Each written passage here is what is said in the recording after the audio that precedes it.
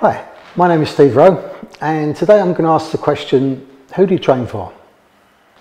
Sounds a bit strange really, but when you think about it, one of the things that troubles me often when I'm watching students train is who are they training for? Because sometimes it seems that they're training for their instructor, because we're brought up in a culture where you have to please somebody. So a lot of the study and training that we do in life tends to be to please somebody, please an instructor for gradings or whatever.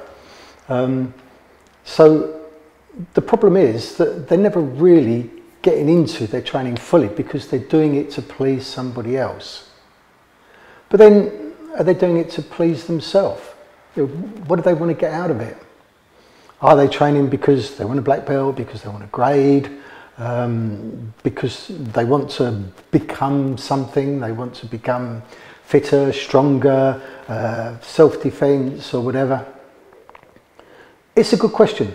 And of course, the reasons that most people start are just those, because that's where culture brings us.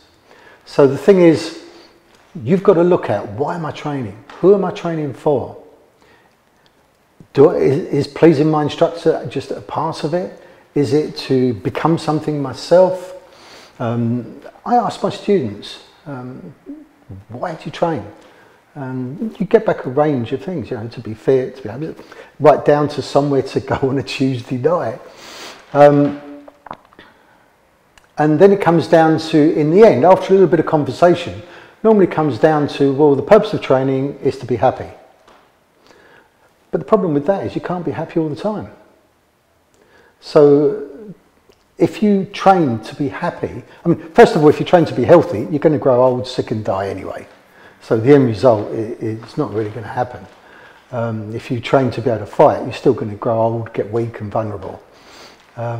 If you are training to be happy,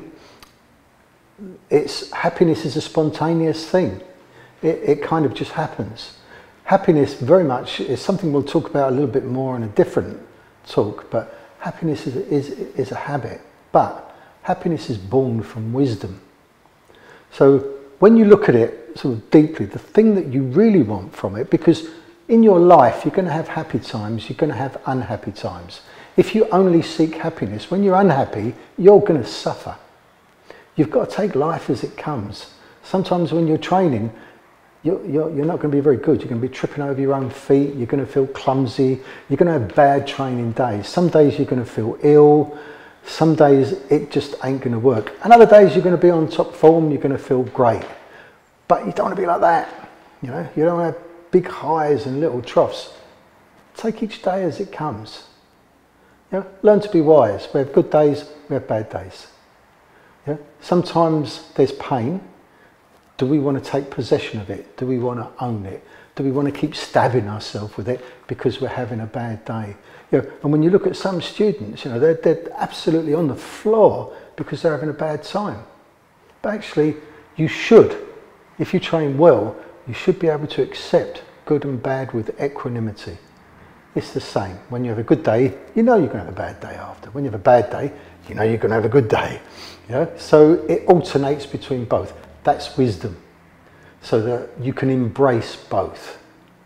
Okay, so when you're training for, we use the word self. Self in a Zen way means a kind of created identity. Behind that created identity, behind that, my name is Steve Rowe, I am this, I am that. Behind that is the real me. I think it was Alan Watts said, we're an aperture through which the universe experiences itself. That which is what we are, that which we were before we were born, when we don't have a body, we've always been since the beginning of time.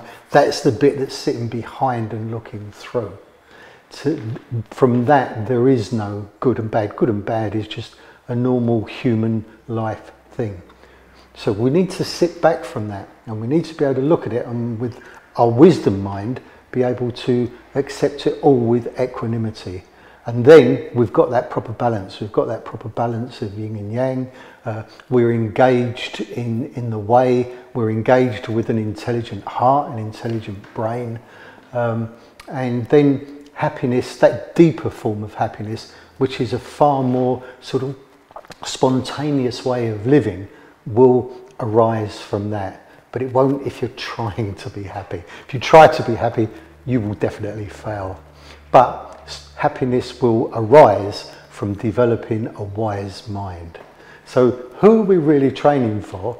In a way, it's not an instructor, it's not for a belt, it's not for certificates, it's not for what other people are going to say about you, it's not even for yourself, it's for the bit behind that. It's something that is going to be there with you forever. That's the way. Thank you.